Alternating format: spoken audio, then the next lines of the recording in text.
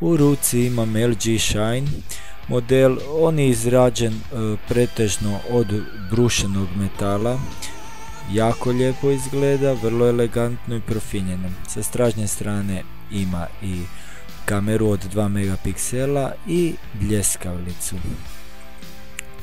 Na bočnoj strani uređaja nalaze se tipke, tu je priključak za slušalicu USB kabel, tipka za kameru, tipka za pokretanje glazbenog playera i pojačavanje i stišavanje uređaja.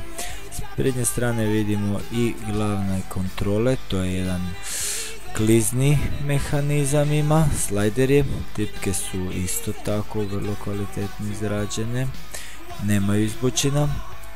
Kao što vidite, evo ga, LG se pobrinuo da ovaj mobitel jako lijepo izgleda. Upravljanje menijem se odvija pomoću tog kotačića, scrollera, tako da se scrolla, kao što vidite, gore dolje. To je po meni jako nepraktično i moram priznat da mi je teško bilo se naviknuti. Evo vidimo, imaju i dvije svjetleće tipke sa svake strane i plus dvije male tipke odmah uz ovaj scroller, to su isto tipke, njih je pogotovo teško pritisnuti.